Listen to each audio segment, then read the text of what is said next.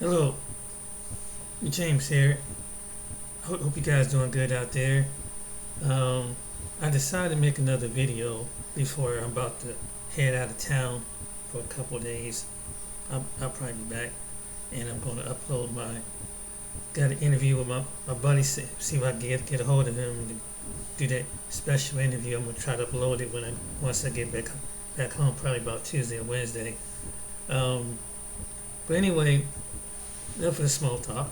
Um, I decided to make a video that's very controversial, and this one's going to be very interesting. And this shout out to this woman have been on the air for a while. Her talk show have been on a while.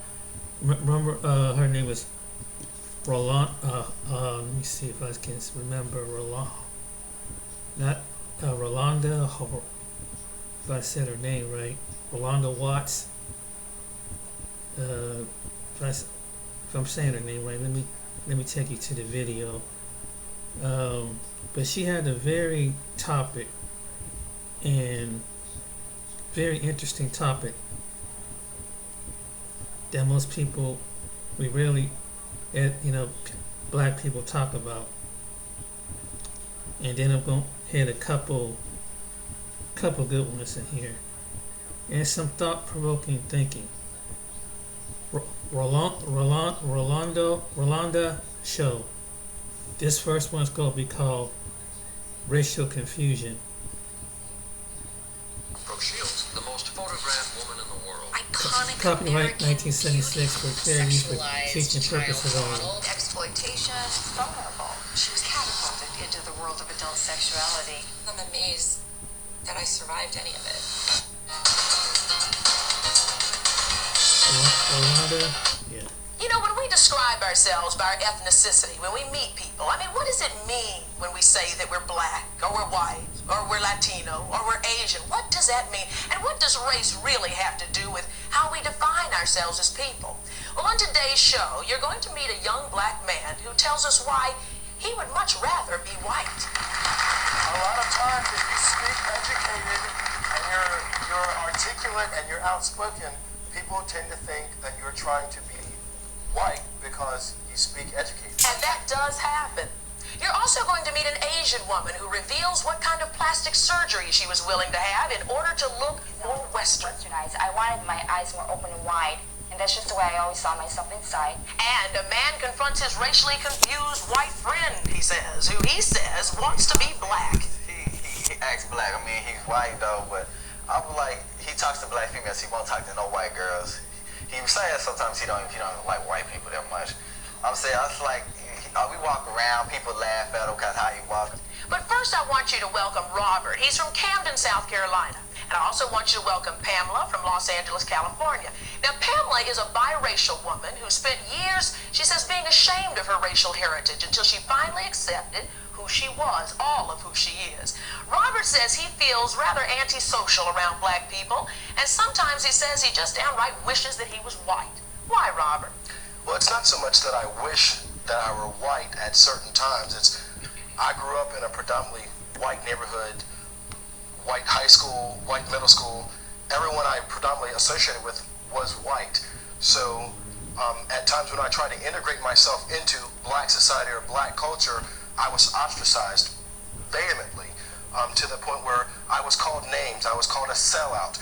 I was called an Uncle Tom. Anything that you can associate with the black man sticking to the white man or snuggling up to the white society, that's what I was called. So you talk like you white, you walk like you white, you think you white. That's the type of thing that you heard? Well, it was so much, you talk white, you act white, you dress white, you hang around white people, and I've never understood what talking white really was. I don't think I speak white. I think I speak educated.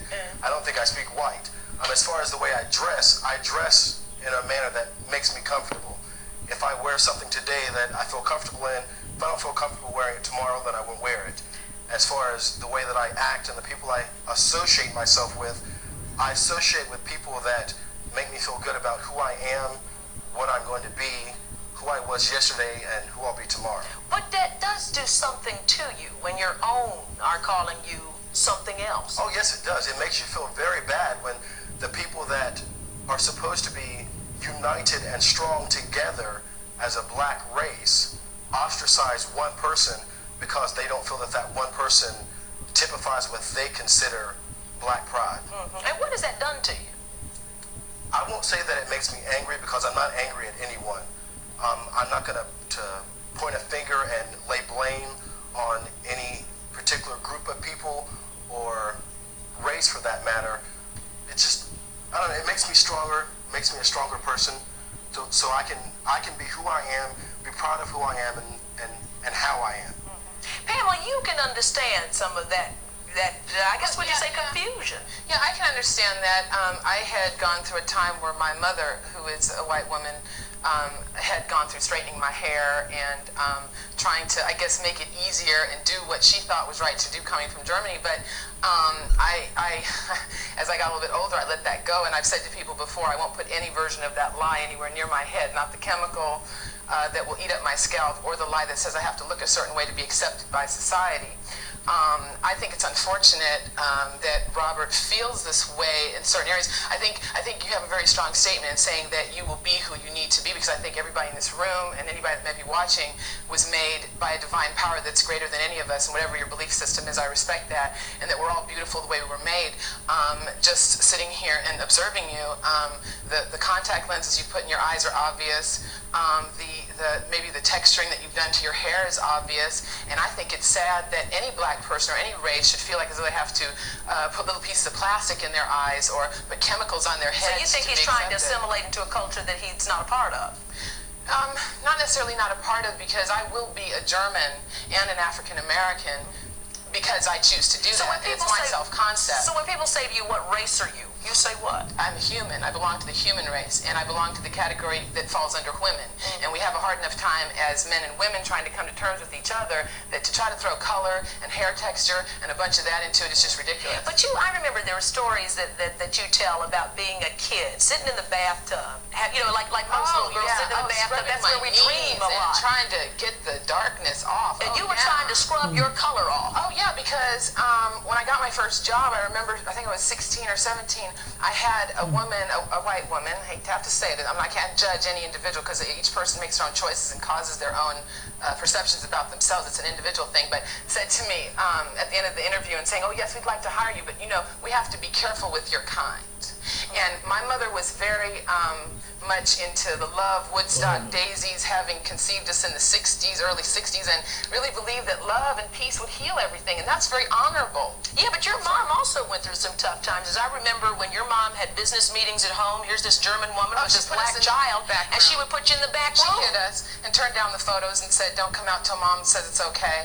But you see, it's not her. I was angry with her for a long time, but then as I became an adult and I had to make adult choices and either look around the room and judge or do business with other people, I figured out, wait a minute, who were those people who made her feel that way, that she had to do that? I was less angry with her for telling me I was beautiful and telling me that I was special and telling me that I didn't have to worry about things, because that's all she wanted me to believe. But she didn't tell me the negative side. She didn't tell me there were going to be ugly people out there that would make her or people like Robert feel like as though they have to be something different than what a divine power made them to be. Imagine the struggle of a mother who has to deal with children who are going through this very dilemma. Robert, hold on a second, because I hear you and your mama had quite a time over Christmas holidays. Before I even address the situation that happened with Christmas, I don't want you to leave the stage or have anyone leave this audience thinking that because of a certain group of people or the way someone has made me feel that I, quote unquote, need to put contacts in my hair or contacts in my eyes or texturize my hair. I do those things because it is a personal choice. Just as it was a personal choice for you to get up this morning and wear what you wore today, right. That was a personal choice for me. It's not that I'm trying to assimilate being white or that I'm trying to assimilate being something that I'm not. I'm being who I am. Well, sometimes even family has trouble with your finding yourself, trying to figure out. In fact, Betty, Robert's mother, is going through quite a bit of anguish. I mean, how have Robert's dreams of possibly being white or at least a similar... I'm going to stop it right here. Because it goes on, I guess it's another, she did about 5-7 minute interview, but I've encountered this problem myself, and my buddy, where I'm about to go tomorrow, he's encountered this problem, and we were, he was raised in the suburb. He's a black man and was raised with a black family, black parents.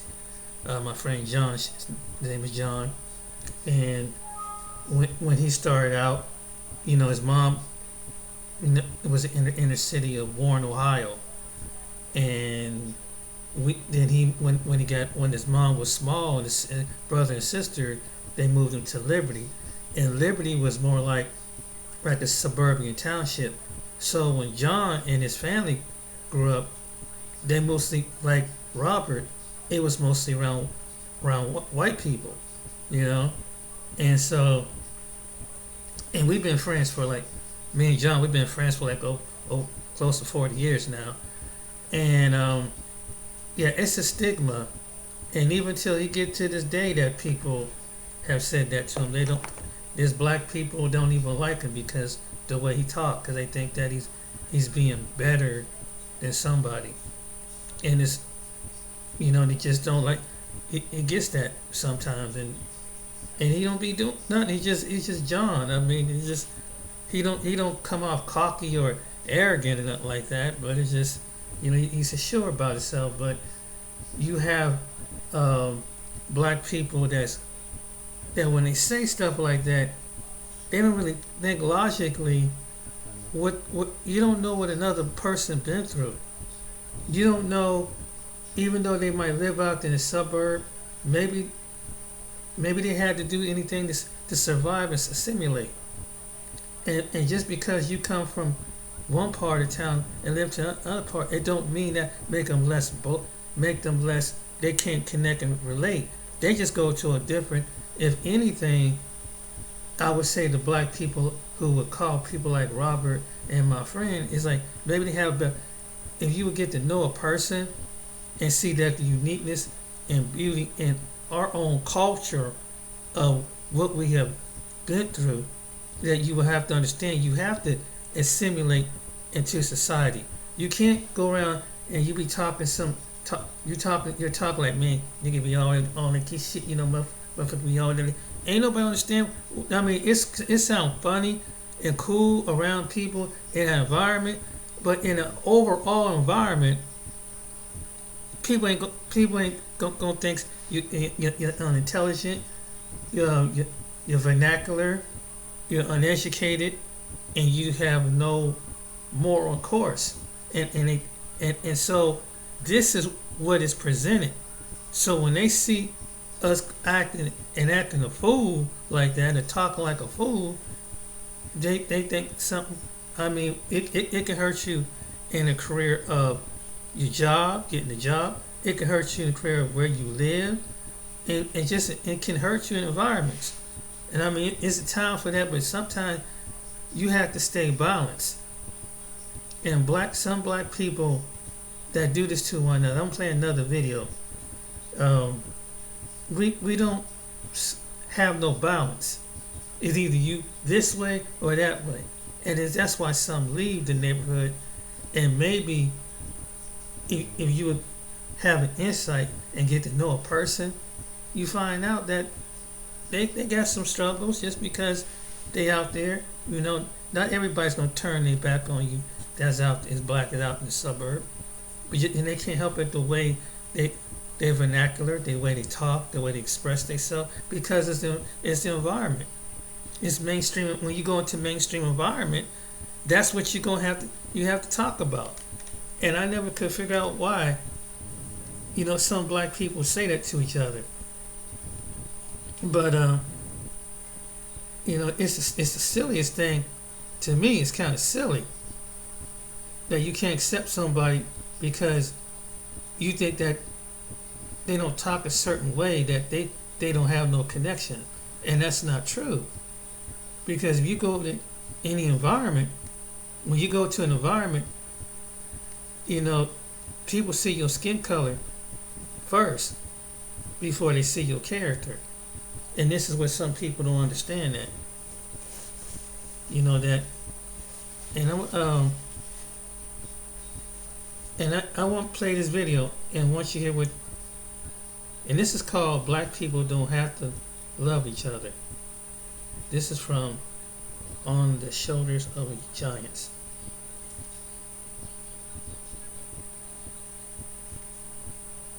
Actually give a real constructive criticism that I can take and use.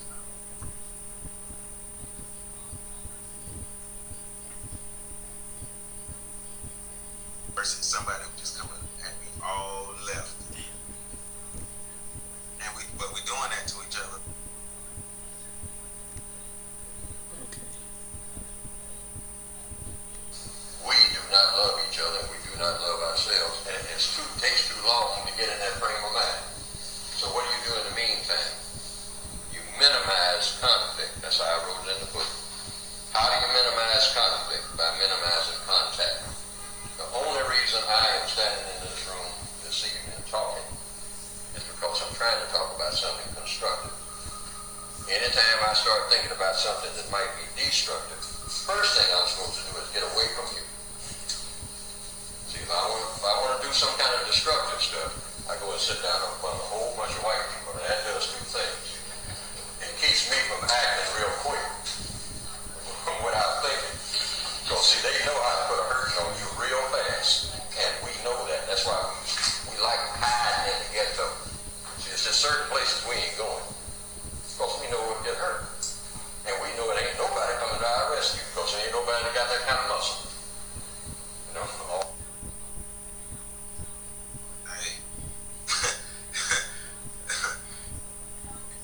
You know, the first thing that popped in my mind is one thing that a lot of black people say. We've even said it. You got all these white people who out here just vigilante killing and all this crazy stuff, terroristic stuff. And a whole lot of black people talk about killing. But we ain't gonna do nothing to no white folk. Yeah, We ain't gonna we all know. Now when it comes to us, like, and what's happening, what he's explaining is what's happening that's going on, that's being played out in rap right now. Like, I'm mad at you, I don't like you, you said this, you my aunt, you this, you that, I'm gonna kill you. But when it comes to other people that do us wrong, we're gonna think about how we respond or react, or if a reaction is even given. Most likely a reaction is if it's a swallowing of pride. It's a person being humbled in that situation. And like you said, realizing that I can't react to these folks the same way I react to my folk. And one of the main reasons is because I look at my folk as an enemy. I look at my people as an enemy. I look at my people as something that's not valuable, that I don't mind doing away with. And that's one of these issues. But that's been ingrained in us for us to behave like that. And everybody hasn't had a chance to break out of that mindset. We're going to get into the second half of this. Toward the end, we're going to get into the solutions to break it down. But we do got to break it down. So go ahead. Yeah, I think he's also, to me, really hitting on cultural racism and in-group, out-group psychology. And the power dynamic between groups. Everybody as individuals and as groups collectively have a desire to be accepted by the group perceived as the most powerful. Yeah. And right now that group is white people. And the easiest way that we know of to get in white folks' good graces outside of mimicking them, and mimicking them is a part of it, but it's also to show a level of disdain and disregard towards other groups, non-white groups. And so that's at play here too. I love that he says minimize contact. And then he goes on to say, I'm talking about from the perspective of if we're together, it needs to be all constructive. Yeah. The moment we start having thoughts about destructive actions and destruction, we need to disperse. Right. And we need to go somewhere. And I'll add a third reason to the two that he mentioned. Because if you go around white people and you are bold enough to carry out that destructive act, now you're being destructive in their community and not in ours. That would be the third caveat I would add to the two that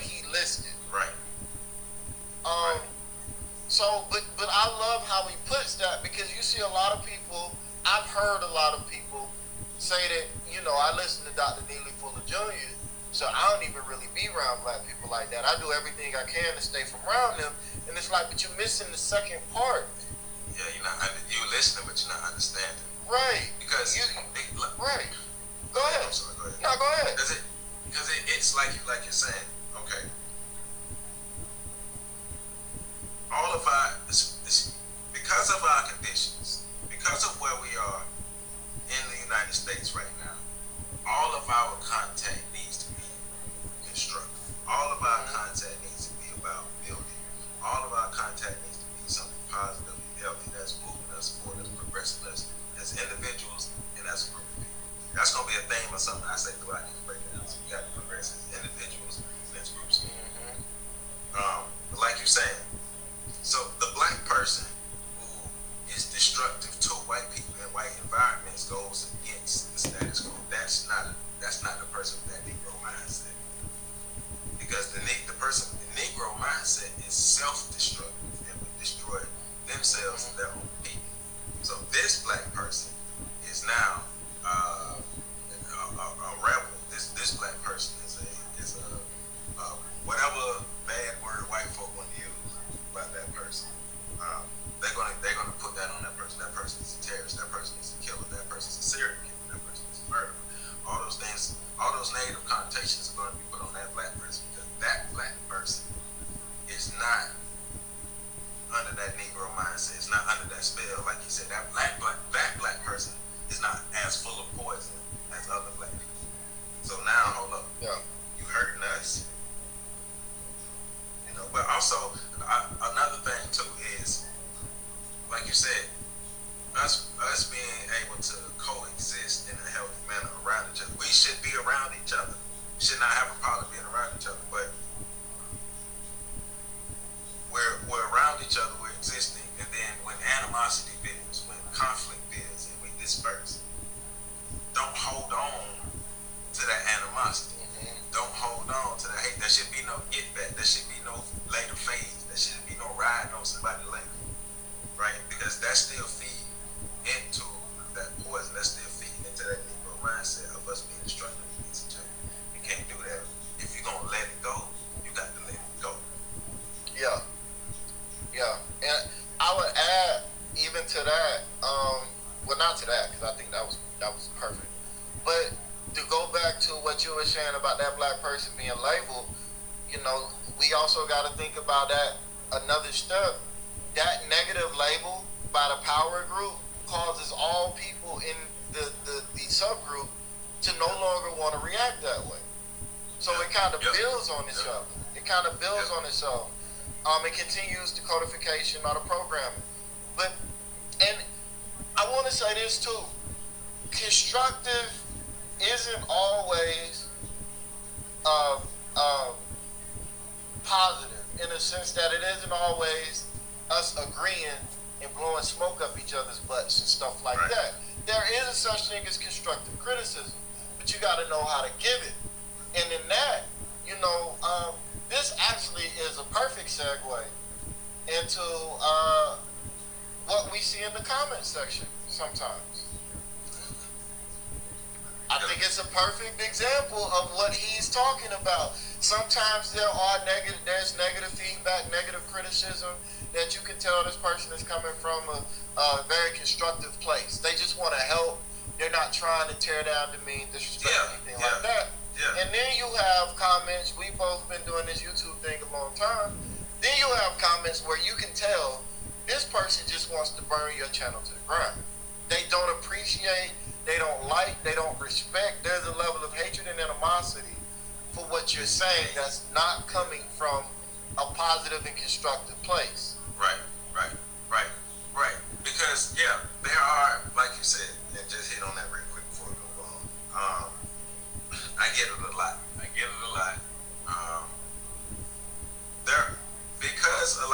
Because we're reading through text, context and tone can be lost. So that's why you have to.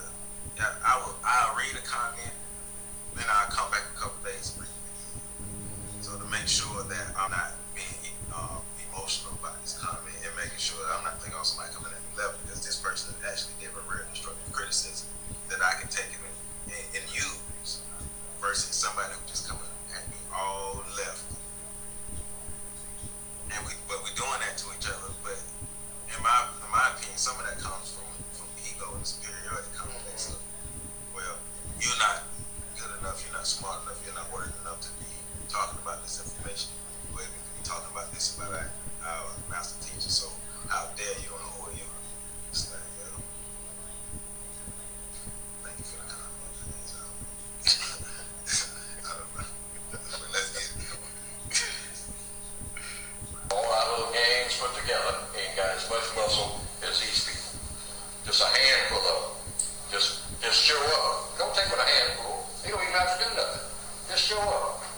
going on here?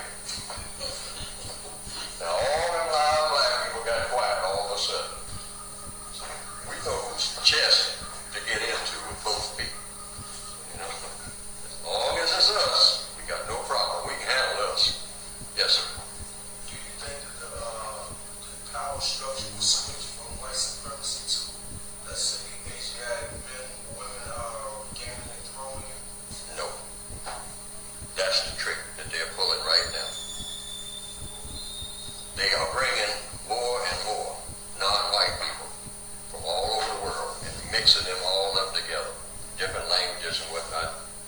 And what they're doing, they're just getting another big gang fight started. They're going to stand back and watch the fight and control it all.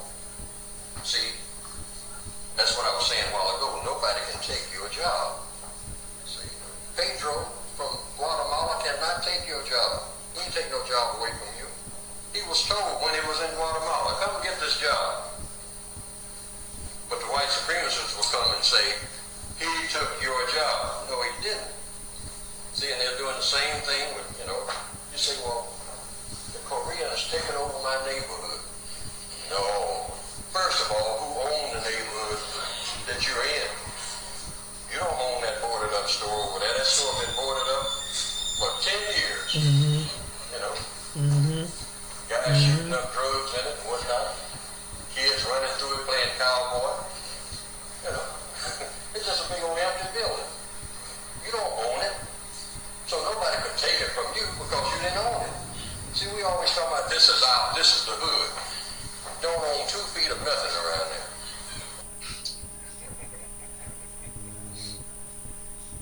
Whoa.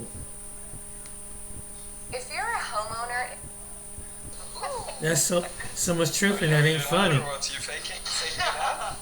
Ain't so much truth in that. There's this young sister that's going to speak about the mistake of the black community just having this integration. Now, we know that at one point in time in America there was segregation. And segregation, why it was an issue, not because we couldn't do good on our own, but in the segregation, they made sure they have all the resources and black folks have none. Understand? And what they was fighting for was actually more access to those resources. Not really, can you live in a neighborhood with them in it? But I want you to watch this young sister's realization of just as she look around in the black community and why she feels that was a big failure of our community. But let's roll that. I'm gonna say this, and I don't care if you agree with me or not, but we should have never integrated. We shouldn't have listened to Martin with his dream. And a lot of people might not understand what I'm saying. I don't even care at this point. We should have never integrated with them. Before we even got to this point, we was thriving before that. We was thriving. Like literally, we understood the value in keeping our dollar within our community, investing into our own banks, schools, hospitals, food, clothes, you know, all of that. All of that. And when we decided to integrate with these white folks and their culture and their way of living, their education, their medicine, their culture, their everything, now we having identity problems with ourselves because we don't even know what our culture is. And then when you do speak up, like people like me or other beings that speak up about our culture, you want to get mad and be like, that's not of our culture. What do you know? What do you really know? Let's start asking those questions. Because I'm tired. I done had enough. I done seen enough to know what my culture is. I done seen enough to know what resonates with me. And I'm going to say it. We should never integrate it. Because now when we look outside our community, we got everybody race, everybody culture around us in our community but ours. You know what they associate with our culture? Drugs, gangs, violence. But when you look at other cultures where they got schools, they got these higher educations, they have the great medicines and great communication. Wake up, my people. Like, really wake up and start looking outside. If you really want to get here, go outside. Just look at your neighborhood. Like, go outside and just look at your neighborhood. Everything is there but your culture. Everything is there but your culture. The only thing that's there is you. That's it. You trying to tell me y'all don't even be trying to find out a little bit about your culture? Y'all don't be trying. Y'all just get up, go outside, and just go on about your business. We should never integrate with them. Even though I do agree with what this young sister has said, because I'm a student of history, I'm gonna tell you what really, happened and how the ball was dropped. In the civil rights movement, they was putting foot to butt, okay? And to the point where they had to give the Civil Rights Bill, and even after Dr. King died, the Fair Housing Act, because the brothers and sisters was turning up in the streets. It was mass uprisings all over this country. Brothers and sisters say, hey, I have no reason not to fight because I'm going to die anyway, so I might as well go ahead on and fight. I'm not going to go out here like no coward. Now, when black people got a lot of gains in the civil rights movement, because they did. I know a lot of times, when we look back, sometimes we talk down on it, but if you really get down to studying the history and what our people was going through, we're not dealing with nothing compared to what those brothers and sisters dealt with and why they had to get out there and fight for freedom and fight for some sort of justice. Now, of course, in hindsight, we can look back and say they shouldn't have did this, they shouldn't have did that. We all can do that, right? And they're going to be people 20 and 30 years later going to look back at our time and say they shouldn't have did this, they shouldn't have did that. But at the moment, you felt that was right. The biggest issue that I've seen really comes from us.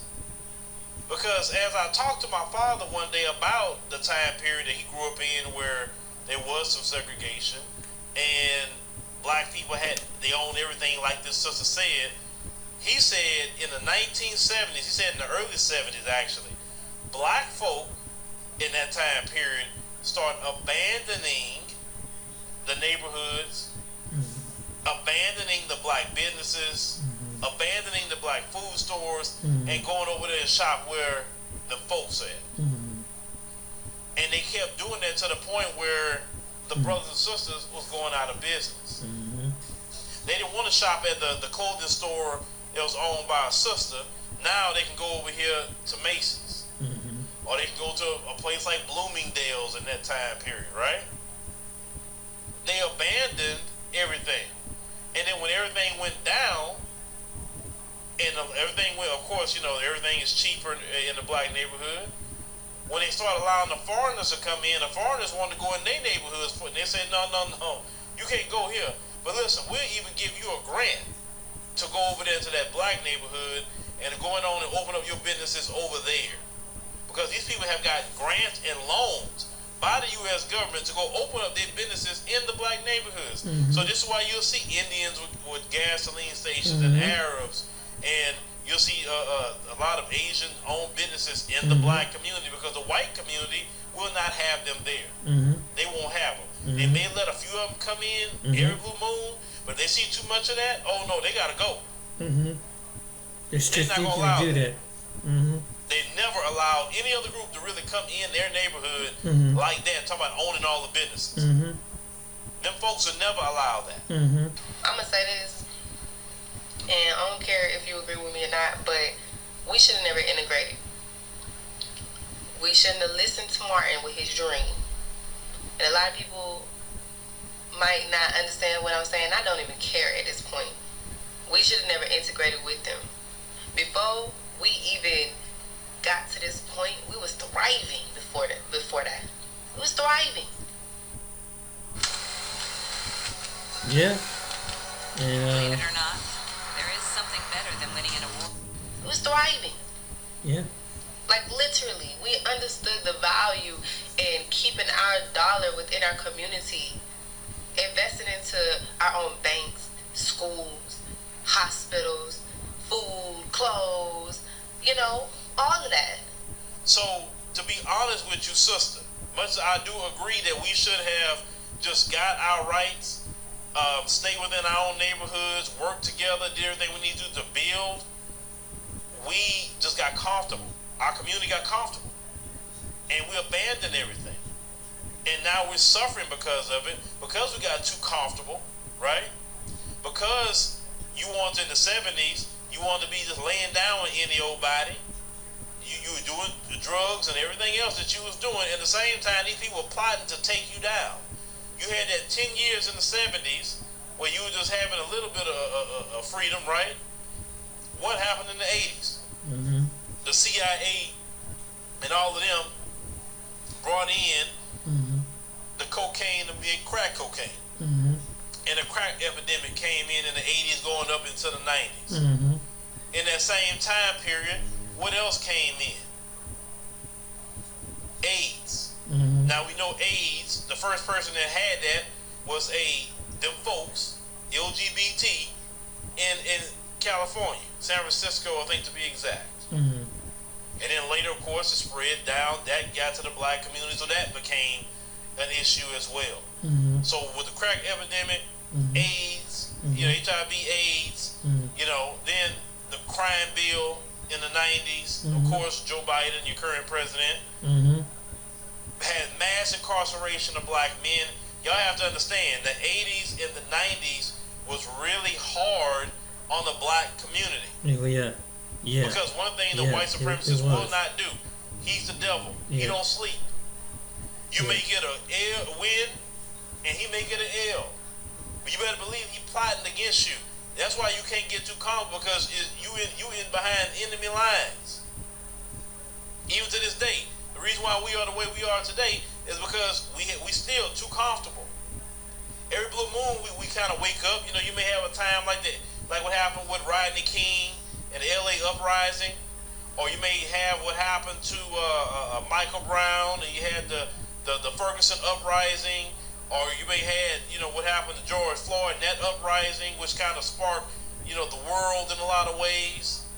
But y'all don't keep that energy up where y'all hold these people accountable, being on code with each other. Y'all don't stick with it.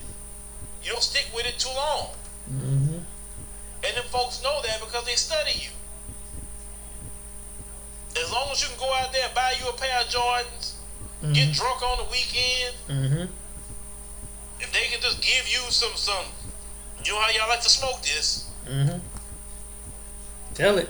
They making it legal for you now. Tell it. Have all that. Tell it, Phil. That's true. A lot of brothers got locked up for that. Yep. And now they letting them say it's legal, and then they out here having dispensaries. Yep. We have to look at the part that we played and also white supremacy played at the same time. Yep. So, sister, how we got to where we at today versus back then, it's a whole lot of steps that you didn't cover to that. That's definitely true what you said, but I grew up in the 80s. Yeah. I grew up in the 90s. Yeah. I graduated high school toward the end of the 90s, right? I got to see the remnants and the results of a lot of that stuff. I'm telling you, I lived through it. I seen the news reports. I've seen people that had people I knew end up getting AIDS, right? People that became crackheads. People getting golfed. When 12 was coming in and just arresting everybody. Right. Even barely, had a piece of crack in their pocket, they gone. Yep. I'm telling you, it was something. Yeah. To see all that happen. Yeah, it was. Our community in America is really messed up. Right. And no other community. When you look at these other communities, the other communities that have been targeted with a drug. They have been targeted with mass incarceration. They have been targeted with a disease. They have been targeted. That's why when you look at these other communities, you say, "Oh, they thriving." Yeah, they can thrive because nobody bothers them. Right. They may have some discrimination happen to them here and there. Right. But they're not targeted for anything. So that's why I don't like black people looking at other groups of people that come into this country and say, "Oh, look how much they're doing better than us." We do great when we left alone. Right. Trust me, that's our history. You leave us alone. Just leave us alone. Let us do our own thing somewhere else, and they just stay away from us. We thrive. It's been proven in our history all the time. But don't compare yourself to other groups, because those other groups don't have your story. And I'm gonna be honest, they couldn't deal with what we deal with because they'd be running back to their homeland. They sure wouldn't. No. Normally, fundraising compliance at... They sure wouldn't, and I agree with that, because what black people are the only people. Not only that, they've been with the crack epidemic and what he was saying, but even medically experiment on. So what other group of people have been through that? Nobody that any other group of people that's stepped on the American shores have been experiment to that degree. That's true what he was saying. And if anything, I've learned from watching these other groups, and if anything, is that this should motivate black people to come together.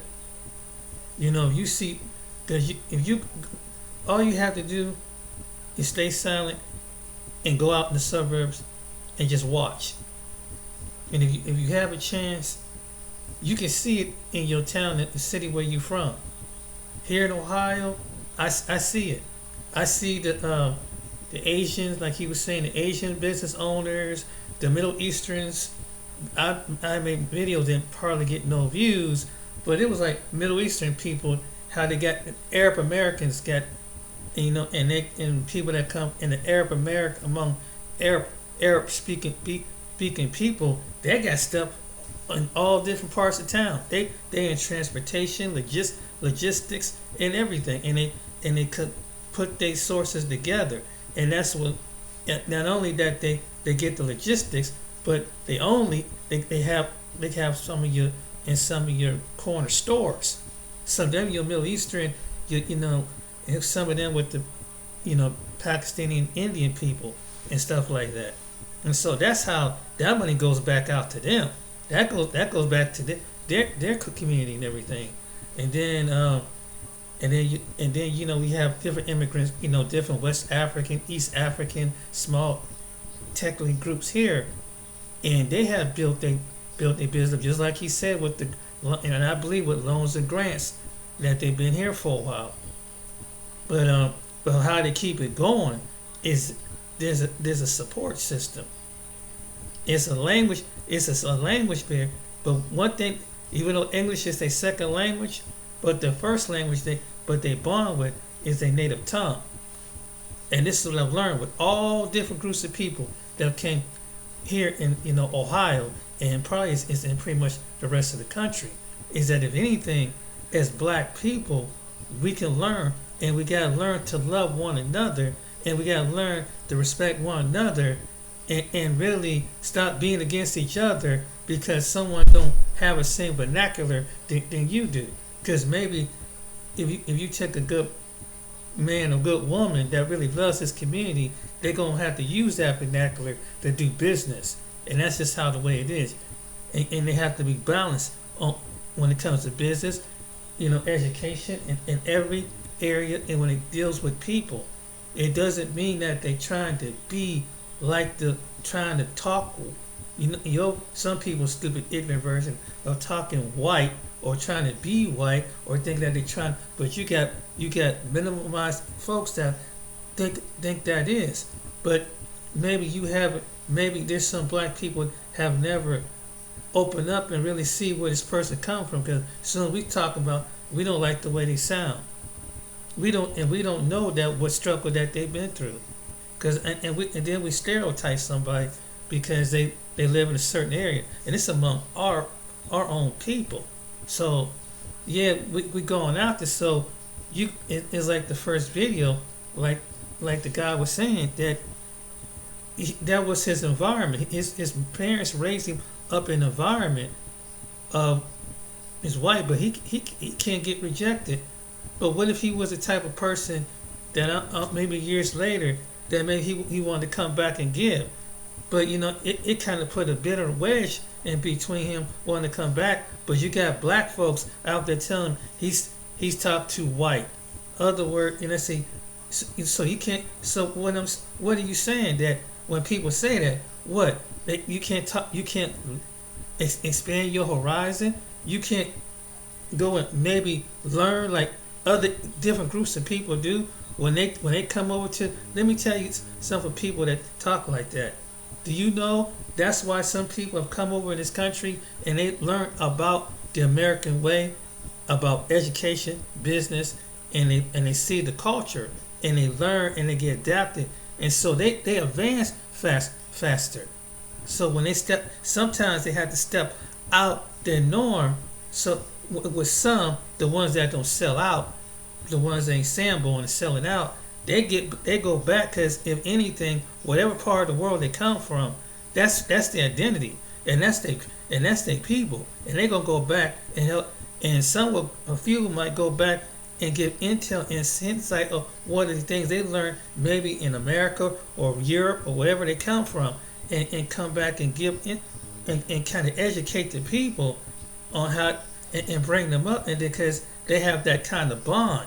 Number one, because there's a language, there's a culture, and everything. And I think as Black American, but you don't see, it'd be stupid for someone to say you sound like you too American.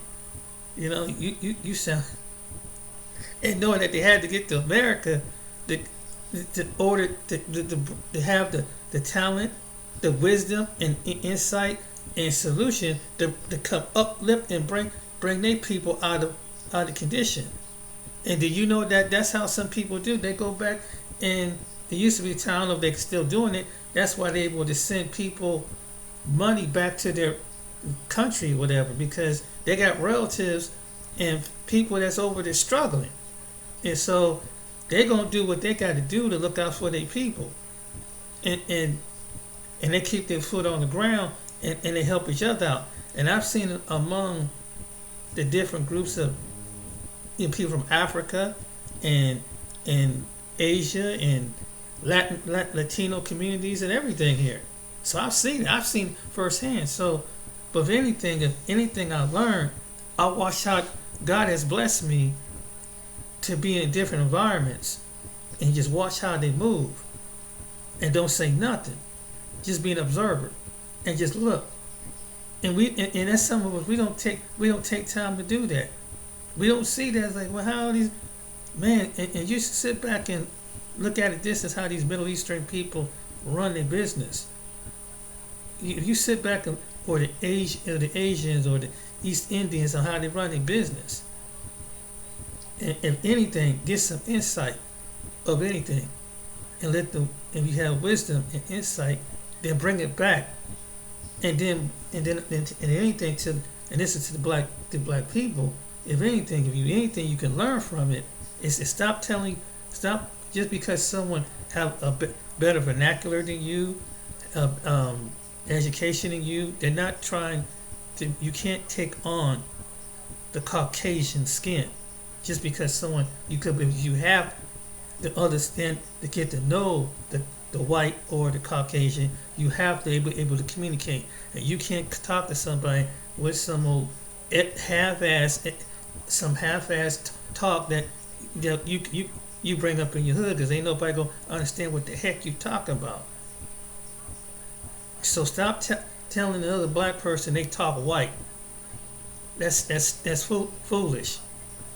Maybe that brother that black person, that brother or sister, want to come back to the community and help. You ruined it. And they said, why can't we come together? Why can't? Because you got some people that and then you got the other people. They got a mind like it's almost like their mind is almost sitting like you put a mouse in a box, and they just think that they should stay in the box, and that box is at their neighborhood. So they have a box-minded neighborhood that's all that they ever know. They know the same block.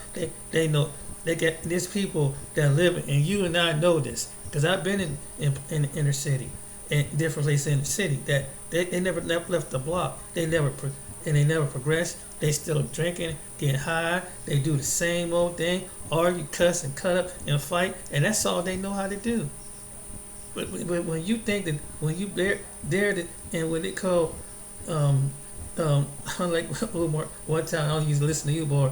He called it Nicrotude, whatever. It was something crazy like that, but it's like, yeah, it's the truth. You know, we do more damage to each other than anything. Me and my friend John talk about that sometimes, and he's been through some things as a black man. You know, as he got older, he see how he hit to different levels in life, and there's times he's been discriminated against. You know, he might have some conservative points about him, but you know, in some areas, but he understands as a black man, as he's been in the military. He's been through some stuff. It take him to tell you, but you know, when it comes to us, we think just because someone talk a certain way, present a certain way, we don't sit down and really get a chance to really talk to see where they're coming from. Because if they ain't smoking and jig jogging and you know saying MF for this and Nicky this and whatever, and you feel like if I can't come down to your mentality, your dude, then you act like I can't relate to you. But that's not true. And that's just the same way with him. Because he had to bring his wife out of the slums. And they both come from good households, but unfortunate circumstances happen. You know, where she had a kid and the father wasn't worth the crap, and they had to live in Section 8 housing and stuff like that. But John, you know, going back getting a woman, a black woman, and marrying a black, isn't that what it's all about? Going back and uplifting? But but they get persecuted because, you know, because he come from the inner city. You know, that's crazy. And don't know what the struggle of life is. Don't know what they've been through. How I'm going to tell you as a black person, another black person, if anybody watch, just because you live in a certain neighborhood, you trying to be like them folks out there. And I don't know what you're going through. I ain't got sense enough to know that you go through it just because you're in the suburb. It don't mean you ain't gonna go through some type of discrimination. You could be the nicest, sweetest person. You might get favored sometime, but you're gonna come across a butthole. Trust me. That just because subconsciously they want to come at you, and sometimes it works, but sometimes if they feel a little bit comfortable, they reveal a little bit more of themselves to you. And they'll slip up and say some stuff and put it right over your head and think that you don't catch on. You wanted them now. Because you obviously wanted our people, even though you're black. I've been around people like that. So they feel kind of comfortable saying what they want to say to you. But yeah, the grass ain't green. The grass ain't green because you out there in the burbs, even in some rural areas. Yeah, and but really, there's a part of some people that want to connect to the black people, but it's like they come across the ones that just ain't got no damn sense, that are ignorant, and just don't understand that just because someone's a lighter shade than you that's black, darker shade than you is black, a certain like black, that they uniquely have, that's they uniquely built in their personality. See, sometimes it ain't them other folks, that it's your own folks that be putting that stuff in your head, and that's what made him feel the way he did. That's why, and sometimes we run those people away. Because maybe they want to have the heart to come back to the black community. Maybe they do. But when they told something like that, what would you? And then when they do, they think that they solve. You got these black people because you've been in the suburb, you kind of solve. So they try to test you because you're a nigga enough. Yeah. So they think that they can put some street vernacular game on you that you don't know what's going on. You got Negroes like that, and that's sometimes some will see that and see that's why they don't want to come back to the community, and then it's a self-hatred like in the second video. This need to be said. That's why we can't stick. And so it forces us. That's why we integrate. Going to the last video. That's why we integrate. And some of us don't want to come back to deal with some of us.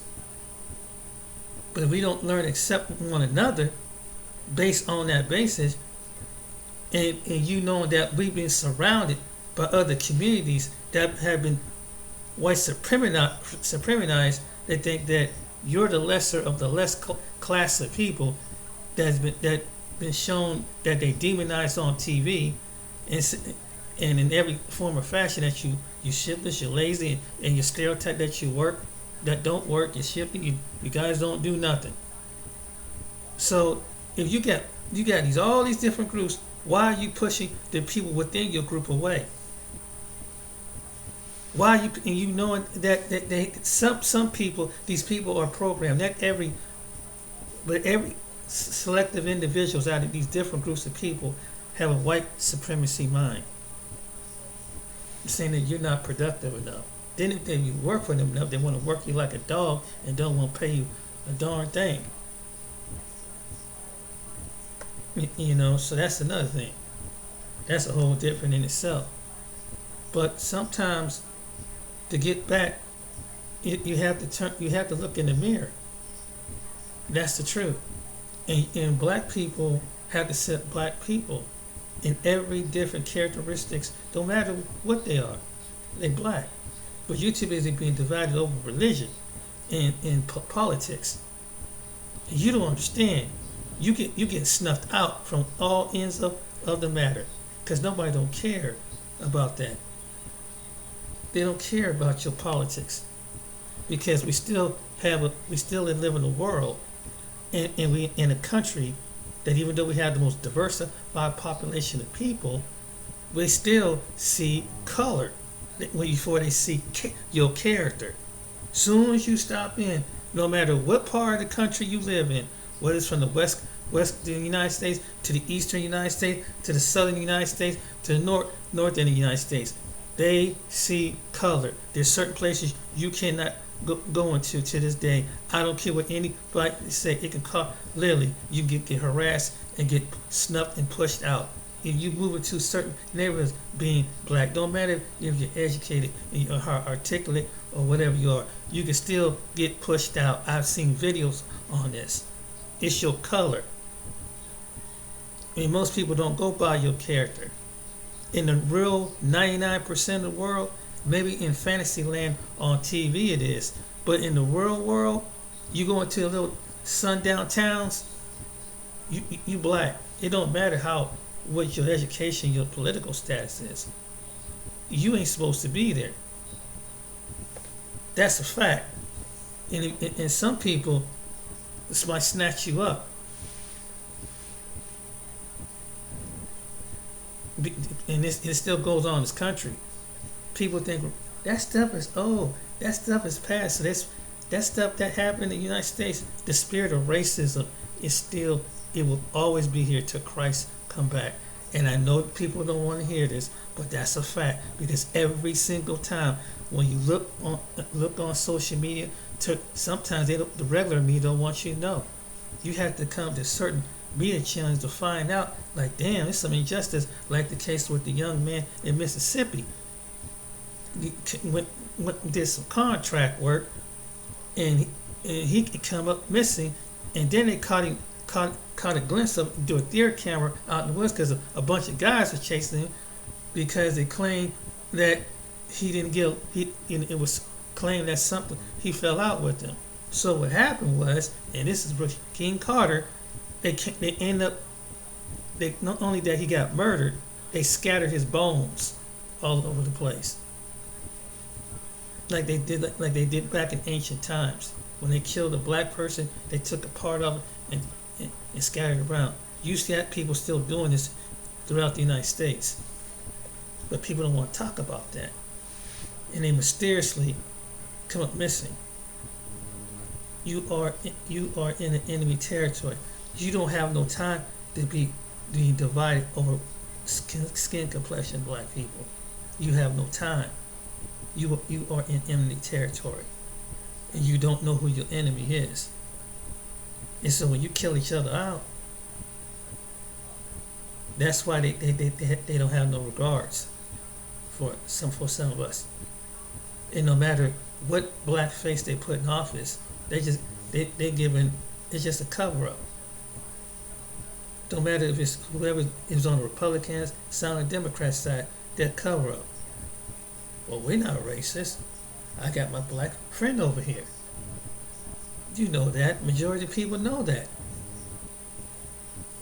If you don't, if you think that, you're sadly mistaken. It's the spirit of racism will be here always until Christ steps his foot into the earth. Don't let them fool you.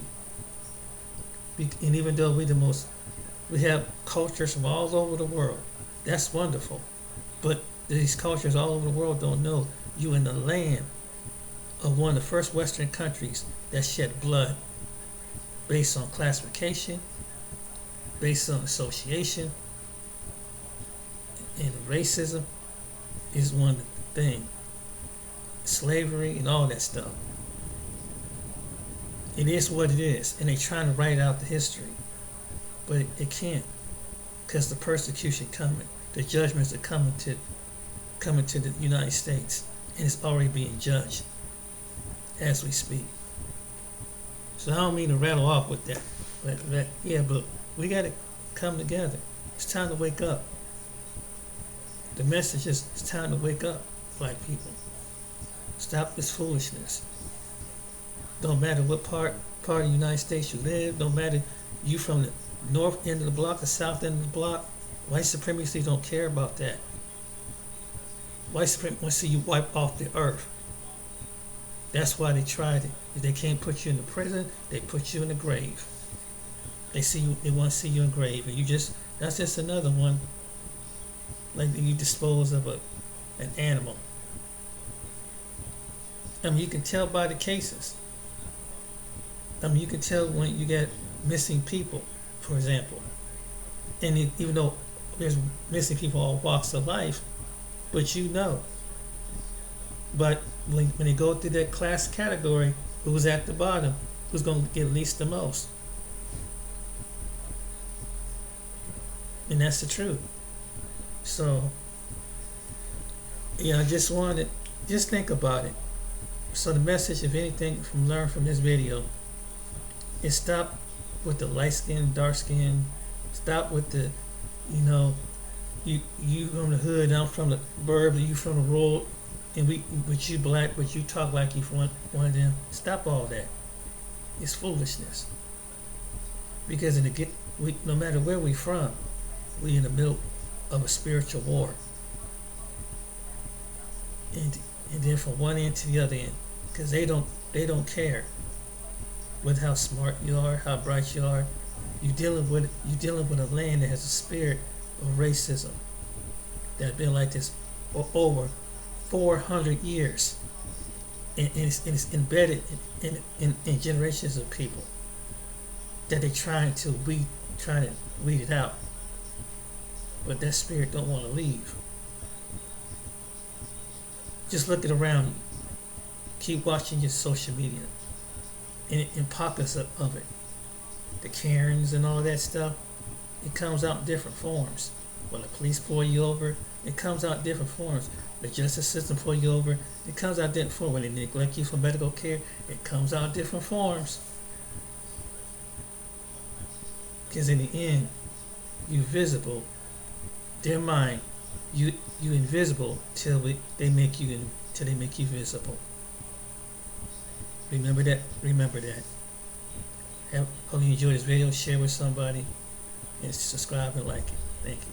Take care.